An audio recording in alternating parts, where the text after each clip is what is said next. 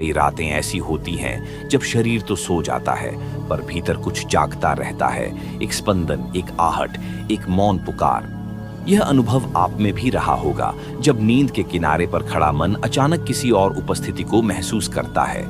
विज्ञान इसे सपना कहकर टाल देता है पर ध्यान की दुनिया इसे ईश्वर की भाषा कहती है।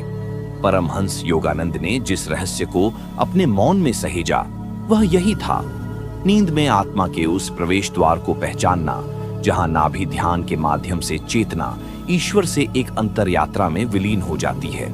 नाभि केवल शरीर का केंद्र नहीं, यह आत्मा और ब्रह्मांड के संवाद की वह डोर है जिसे ध्यान की सूक्ष्मता से छुआ जा सकता है।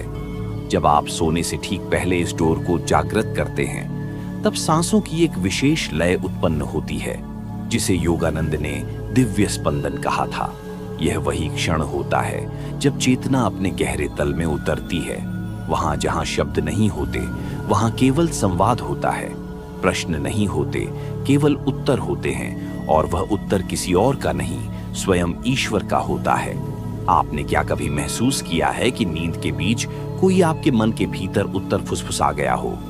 क्या वह केवल सपना था या कोई था जो प्रतीक्षा कर रहा था कि आप मौन हो जाएं? प्रिय दर्शकों, यह कोई साधारण यात्रा नहीं है। यह उस मौन को सुनने की साधना है जहां आत्मा और परमात्मा के बीच शब्दों की आवश्यकता नहीं रहती। यह वीडियो किसी तकनीक का प्रचार नहीं बल्कि एक आंतरिक आमंत्रण है अपने भीतर उतरने का, उस सूक्ष्म नाभि केंद्र को पहचानने का जहां हर उत्तर पहले से उपस्थित है। यदि आप अब तक अधूरी बेचैन रातों से गुजरे हैं तो यह श्रृंखला आपके लिए है। इसे अंत तक देखिए क्योंकि हो सकता है किसी रात जब सब सो रहे हों आप ईश्वर से बात कर रहे हों अपने भीतर। अगर यह अनुभव आपके भीतर कुछ जगा दे तो इसे साझा करें ताकि और लोग भी अपनी नाभि की मौन भाषा को सुन सकें। परमहंस योगानंद कहते थे, नाभि ध्यान वह द्वार है जिससे आत्मा परमात्मा की गोद में प्रवेश करती है। जब हम सांस को केवल एक जैविक प्रक्रिया नहीं बल्कि एक दिव्य संवाद मान लेते हैं तब हर श्वास ईश्वर की उपस्थिति बन जाती है। नाभि ध्यान में सोते समय जब श्वास का अभ्यास गहराता है तब मन धीरे धीरे विचारों से खाली होने लगता है और चेतना उस मौन की ओर बढ़ती है जिसे योगानंद ने प्रेम का कंपन कहा। इस प्रेम के कंपन में केवल अनुभव होता है, विचार नहीं। ये कंपन हमारे भीतर उस सूक्ष्म शक्ति को जागृत करता है जिसे संस्कृत में प्रज्ञा कहा गया है, अंतरात्मा की जागरूकता। प्रश्न यह उठता है, क्या यह जागरूकता केवल जागृत अवस्था की मांग करती है या क्या नींद में भी हम चेतना से संवाद कर सकते हैं? यदि हाँ, तो फिर नींद मृत्यु नहीं बल्कि एक दिव्य प्रवेश द्वार है। क्या हम हर रात उस प्रवेश द्वार से अनजाने में गुजर रहे हैं बिना यह जाने कि ईश्वर वहां हमारी प्रतीक्षा करता है? जागते समय हम अक्सर ध्यान करते हैं, लेकिन क्या कभी आप इस रहस्य पर रुके हैं कि ध्यान जब सोते हुए भी चलता रहे तब क्या घटता है? नाभि ध्यान का गुप्त विज्ञान इसी स्थिति का उद्घाटन करता है जहां निद्रा समाधि बन जाती है। और इसी में उठता है अगला प्रश्न, क्या नींद के भीतर भी हम चेतन रूप से ईश्वर का अनुभव कर सकते हैं यदि हमारी श्वास नाभि से जुड़ी हो? अनुभव वह नहीं होता जो आंखों से देखा जाए बल्कि वह होता है जो आत्मा की मौन दृष्टि से महसूस किया जाए। नाभि ध्यान का सबसे बड़ा रहस्य यही है कि यह अनुभव दृश्य से परे, सुनने से परे, सोचने से परे होता है। परमहंस योगानंद ने कहा था, जिस क्षण आप नाभि के भीतर उतरते हैं उसी क्षण आप समय और विचार के परे चले जाते हैं। वहां केवल अनुभव होता है जो न कभी शुरू हुआ और न कभी खत्म होता है। जब कोई साधक सोने से पूर्व नाभि पर ध्यान करता है तब उसके भीतर एक गहराई धीरे धीरे प्रकट होती है। यह कोई रोशनी नहीं होती, न ही कोई शब्द। यह एक प्रकार की उपस्थिति होती है, मौन, शांत लेकिन अत्यधिक जीवित। इसी मौन में ईश्वर अपनी सबसे सटीक भाषा में आपसे बात करता है। पर क्या हम सुन पाने योग्य मौन में जीते हैं? क्या हमारी नींद इतनी शुद्ध होती है कि ईश्वर की उपस्थिति को पहचान सके? योगानंद ने ध्यान की एक विधि बताई थी। सोने से पहले बाईं करवट लेटकर 3 गहरी सांसें लें और हर सांस को नाभि तक पहुंचता हुआ महसूस करें। फिर केवल एक बात मन में रखें, हे प्रभु, मैं आपका हो गया। जो कहोगे वही करूंगा, जो दिखाओगे वही देखूंगा, जो छुपा हो वह मुझ में प्रकट हो जाए। इस भाव के साथ जब आप नींद में उतरते हैं तब नाभि की ऊर्जा एक विशेष कंपन उत्पन्न करती है। यह कंपन धीरे धीरे आपके स्वप्न जगत को रूपांतरित करता है। साधारण सपनों की जगह अनुभव आने लगते हैं। कभी आकाश से गिरती प्रकाश रेखाएं, कभी किसी झांत अज्ञात गुरु का सान्निध्य, कभी भीतर से आती संगीत की ध्वनि। पर क्या ये केवल कल्पनाएं हैं या यह चेतना की उस परत का अनुभव है जहां परमात्मा हर रात आपके भीतर कुछ कहकर लौट जाता है और आप अगली सुबह जागकर केवल एक अनकही सी अनुभूति महसूस करते हैं? प्रश्न यह नहीं है कि ईश्वर आपसे बात करता है या नहीं। प्रश्न यह है कि क्या आपकी आत्मा सुनने के योग्य हुई है? क्या यह संभव है कि हर रात सोते सोते आत्मा उस भाषा में प्रवेश करती हो जिसे जन्मों तक संजोकर रखा गया है? क्या आप उस अनुभव को पुनः याद कर सकते हैं जो किसी पूर्व जन्म की भुला दी गई अनुभूति हो? या यह केवल मन का खेल है? नहीं, यह खेल नहीं, एक साधना है। और यह साधना नाभि से प्रारंभ होती है। नाभि जो जन्म का पहला केंद्र था और मृत्यु से पहले की अंतिम चेतना होगी, वही केंद्र जहां ईश्वर मौन बैठा है। मौन कोई खालीपन नहीं है, यह वह भरा हुआ आकाश है जहां से ईश्वर का हर संदेश उतरता है। नाभि ध्यान की गहराई तब प्रकट होती है जब साधक मौन में उतरना सीखता है। वह मौन जो शब्दों से नहीं, चेतना से जन्मता है। जब आप सोने से पहले नाभि पर ध्यान केंद्रित करते हैं तो पहला परिवर्तन मौन का ही होता है। बाहरी शोर नहीं, बल्कि भीतरी आवाजें, विचारों की खलबली, स्मृतियों का कोलाहल, आशंकाओं की फुसफुसाहट धीरे धीरे शांत होने लगती है। पर यह मौन बाहरी चुप्पी नहीं है, यह वह गहराई है जहां आप अपने भीतर उतरते हैं, जैसे कोई नदी समुद्र की ओर बह रही हो। परमहंस योगानंद कहते हैं कि ईश्वर से बातचीत केवल उस मन में संभव है जो पूर्ण मौन में डूबा हो। वह मौन जहां शब्द की कोई आवश्यकता नहीं होती और फिर भी सब कुछ कहा जा चुका होता है। क्या आपने कभी ऐसा मौन अनुभव किया है? वह क्षण जब आप सोने की कगार पर होते हैं और कोई स्पष्ट आकृति, कभी प्रकाश, कभी आभास, कभी कोई मंत्र आपकी चेतना को छूता है। क्या आपने कभी महसूस किया है कि किसी ने आपको कुछ कहा, लेकिन वह शब्दों में नहीं था, केवल एक अनुभूति थी जो हृदय के मध्य से निकली? कई साधक इस अवस्था को भ्रम मानते हैं। वे सोचते हैं यह मेरा मन बोल रहा है। लेकिन यदि मन शांत हो गया है तो फिर यह कौन है जो संवाद कर रहा है? क्या यह वह चेतना है जिसे योगानंद अंतर्यामी कहते थे? नाभि ध्यान का गुप्त विज्ञान यही सिखाता है। जैसे जैसे मौन गहराता है वैसे वैसे चेतना ईश्वर की लहरों से छूती है। और एक दिन ऐसा आता है जब नींद में कोई प्रश्न उठता ही नहीं, केवल उत्तर ही उतरते हैं। वह उत्तर कैसे होते हैं? कभी कोई दृश्य बनकर आते हैं जैसे किसी पिछले जन्म की यात्रा, कभी कोई भाव बनकर उतरते हैं जैसे किसी पुराने रिश्ते का समाधान मिल गया हो, और कभी सिर्फ एक शांति जो कहती है अब सब ठीक है। तो क्या ईश्वर का मौन भी एक भाषा है या यह मौन स्वयं ईश्वर है? यह प्रश्न आपको उस चौखट तक ले जाता है जहां से अनुभव की यात्रा शुरू होती है। लेकिन केवल वे ही वहां पहुंचते हैं जो मौन से डरते नहीं, बल्कि उसे स्वीकारते हैं। नाभि ध्यान कोई तकनीक नहीं, यह मौन को जीवित अनुभव में बदलने की साधना है। कई साधक ईश्वर से वार्तालाप की कल्पना करते हैं, जैसे कोई मुखर संवाद, प्रश्न पूछें और उत्तर मिले। पर नाभि ध्यान के इस गुप्त विज्ञान में संवाद अनुत्तरित उत्तरों का आकाश है। वहां ईश्वर शब्दों में नहीं उतरता, वह बस अपने होने से सब कुछ कह जाता है। परमहंस योगानंद कहते हैं जब आत्मा मौन की गोद में बैठती है तब ईश्वर को बोलने की आवश्यकता नहीं होती, क्योंकि आत्मा वही हो जाती है जो ईश्वर है। ऐसी स्थिति में जब कोई साधक सोते सोते नाभि पर ध्यान करता है तो नींद केवल शारीरिक विश्राम नहीं रहती, वह एक द्वार बन जाती है, एक आंतरिक मार्ग जहां से आत्मा उस क्षेत्र में प्रवेश करती है जिसे सूक्ष्म दृष्टि से ही देखा जा सकता है। आपने कभी वह अनुभव किया है जब कोई स्वप्न बहुत वास्तविक लगे, जहां कोई गुरु, कोई अलौकिक उपस्थिति कुछ ऐसा कह जाए जो जीवन भर नहीं भूलता? वह केवल स्वप्न नहीं होता, वह नाभि से जागी हुई चेतना की गूंज होती है जो अंतरिक्ष में यात्रा कर रही होती है और वहीं किसी दिव्य ऊर्जा से टकराकर आपकी आत्मा को स्पर्श कर जाती है। पर प्रश्न यह है, क्या आप उस चेतना को पहचान पाए या वह हर रात यूं ही आकर लौट जाती है? यह गुप्त विज्ञान बहुत शांत है, लेकिन उतना ही शक्तिशाली। नाभि में एक कंपन होता है जो धीरे धीरे संपूर्ण शरीर को जागृत कर देता है। वह कंपन कभी कभी सोते समय गहराई से महसूस होता है, जैसे कोई ऊर्जा नीचे से ऊपर की ओर उठ रही हो। क्या आपने उसे कभी महसूस किया है? कभी कभी यही ऊर्जा अचानक हृदय में जाकर रुक जाती है। वहां न कोई विचार होता है, न कोई इच्छा, सिर्फ एक अजीब सी भरी हुई शांति। यही वह क्षण होता है जब ईश्वर प्रकट होता है, बिना बताए, बिना पुकारे, बिना समझाए।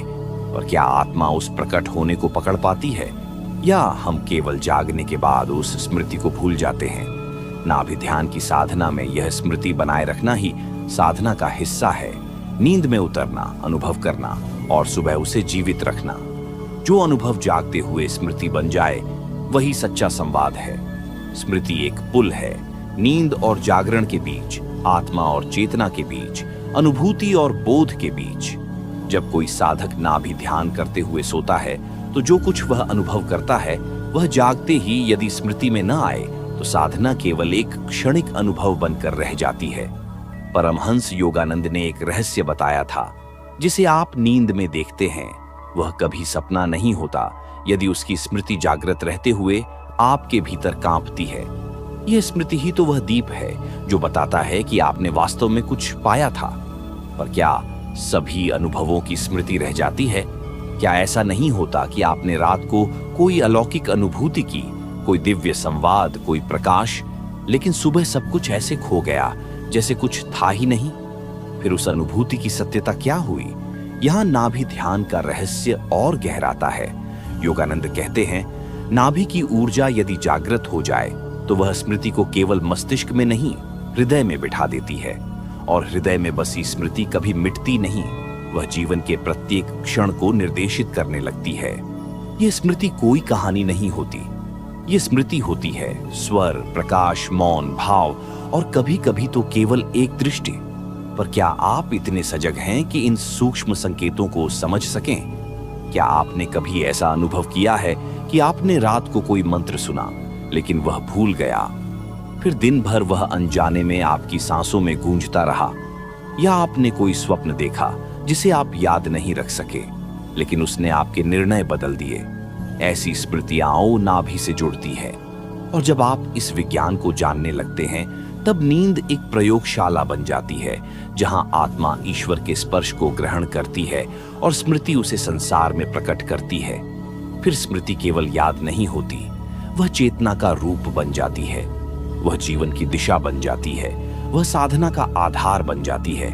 ये वह क्षेत्र है जहां कोई चित्र नहीं बनते, कोई संवाद नहीं होते और कोई ध्वनि भी नहीं होती। वहां आत्मा न आत्मा रहती है, न ईश्वर, बस एक विलयन होता है जहां दोनों एक दूसरे में खो जाते हैं। नाभि ध्यान की यात्रा यहाँ एक निर्णायक मोड़ पर पहुंचती है। जब तक स्मृति है, तब तक कोई अनुभव है, लेकिन जब नाभि की ऊर्जा इस गहराई तक उतरती है कि स्मृति भी पीछे छूट जाए, तब वहां केवल मौन का एक महासागर होता है। पर यह मौन खाली मौन नहीं है, यह मौन ईश्वर की आत्मा है। साधक को लगता है जैसे वह सो रहा है, लेकिन वास्तव में वह जाग रहा होता है। शरीर सोता है, मन शून्य होता है और आत्मा पूर्णता में डूब जाती है।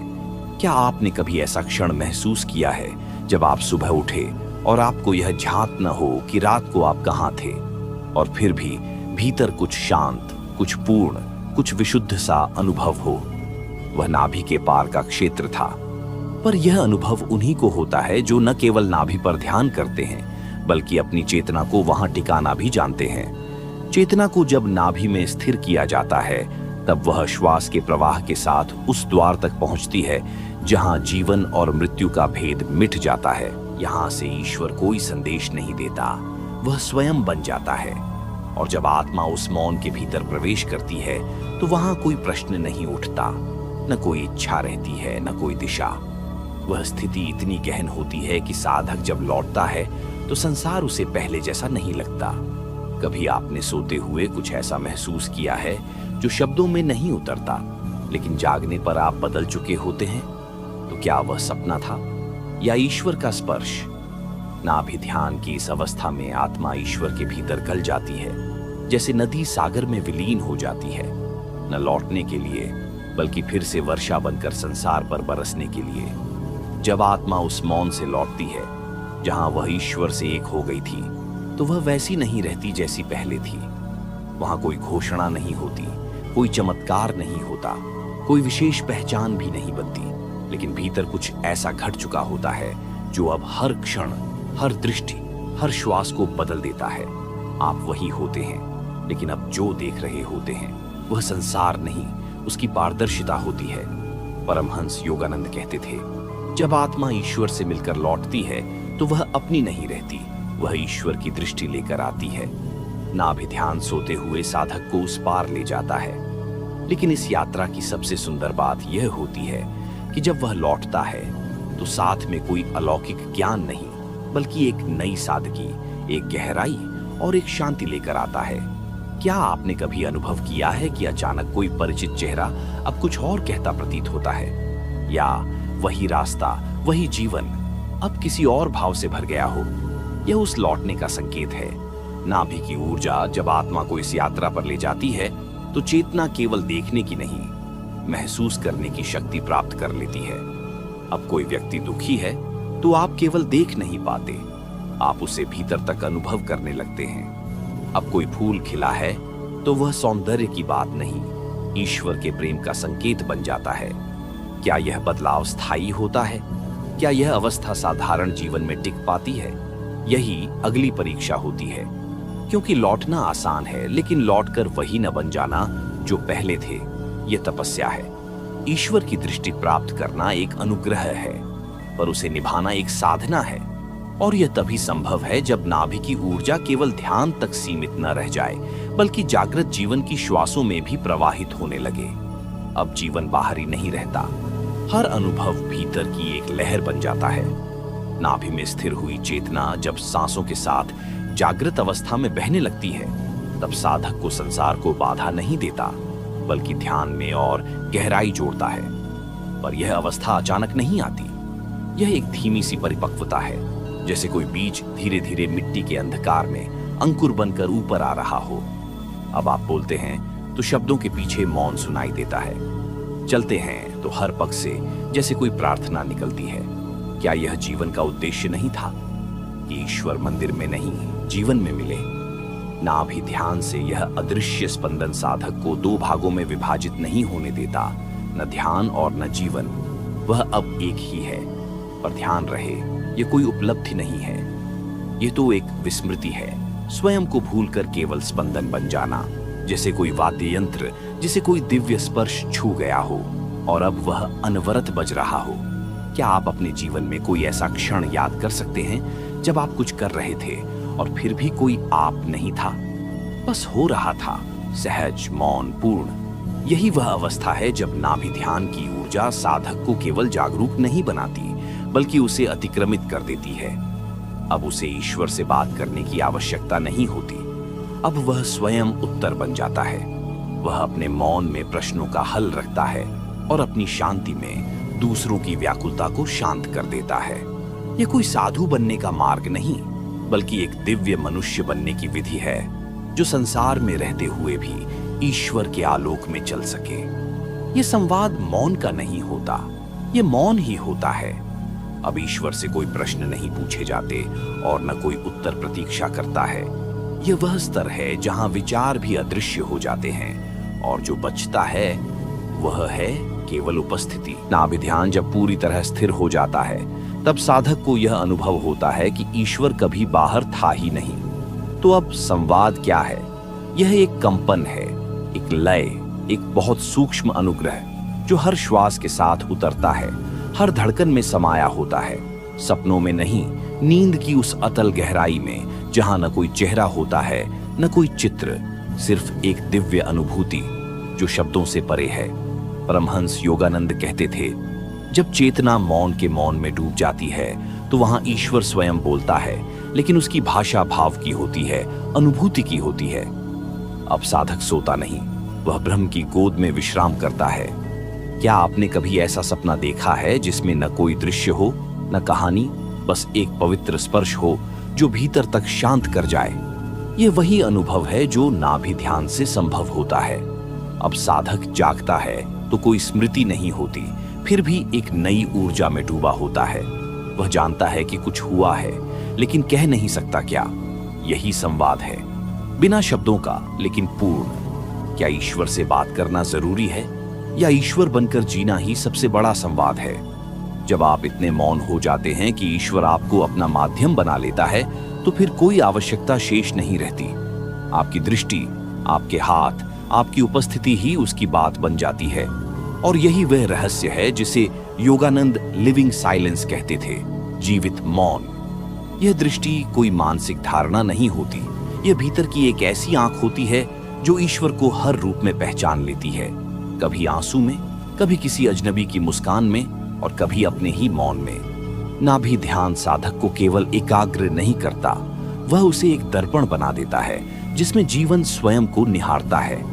अब साधक बाहर की घटनाओं को घटना की तरह नहीं देखता, वह जानता है कि हर बात, हर परिस्थिति, हर व्यक्ति उसके आंतरिक संवाद का ही एक विस्तार है।